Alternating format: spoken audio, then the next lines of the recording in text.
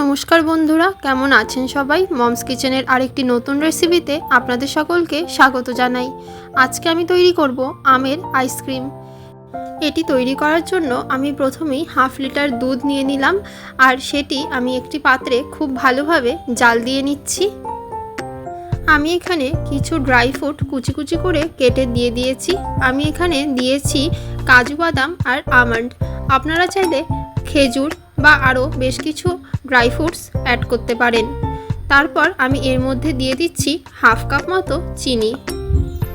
এবারে আমি এটিকে বেশ ভালোভাবে নাড়িয়ে চাড়িয়ে নিচ্ছি।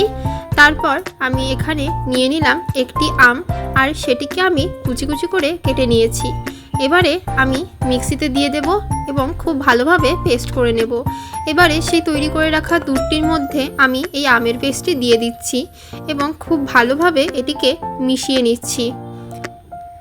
এখানে কিন্তু আমি দুধটা একটু ঠান্ডা করে নিয়েছি। তারপর আমি এর মধ্যে আমের পেস্টটা দিয়েছি। দুধটা আপনারাও বেশ কিছুক্ষণ ঠান্ডা করে নেবেন। ব্যাস, এখানে আমের পেস্ট আর দুধটা আমার খুব ভালোভাবে মেশানো হয়ে গেছে। এবারে আমি ছোট ছোট বাটি নিয়ে নিচ্ছি আইসক্রিম তৈরি করার জন্য। এবারে আমি বাটিগুলোর মধ্যে ভরে ভরে এই দুধ আর আমের পেস্টের মিশ্রণটি দিয়ে দিচ্ছি। এক এক করে সবগুলো বাটিতে আমার পেস্টটি ভরা হয়ে গেছে। এবারে আমি ওপর থেকে আরেকটু ড্রাই ফ্রুটস ছড়িয়ে দিচ্ছি। আর আমি কিন্তু 5টা বাটি নিয়েছিলাম, কিন্তু আমার 5টা বাটি লাগেনি, 4টের মধ্যেই আমার হয়ে গেছে। তার জন্য আমি এখানে 4টা বাটিতেই ভরে নিয়েছি। আপনারা চাইলে এর চেয়ে বেশিও তৈরি করতে পারেন।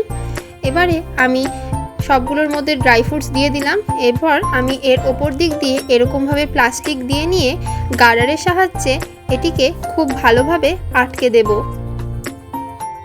সবগুলোকেই আমি সেমভাবে প্লাস্টিকের সাহায্যে ভালোভাবে ঢেকে দিচ্ছি। এবারে আমি এটিকে বেশ 5-6 ঘন্টার জন্য ফ্রিজে রেখে দেব। তারপর বের করেই তৈরি হয়ে গেল আমাদের আমের আইসক্রিম।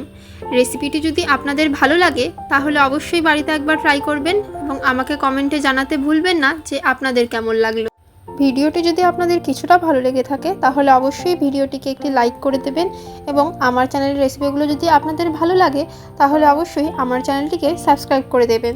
আজকের মতো এইটুকুই। দেখা হচ্ছে আবার পরবর্তী আরেকটি নতুন রেসিপিতে, মমস কিচেনের আরেকটি নতুন ভিডিওতে।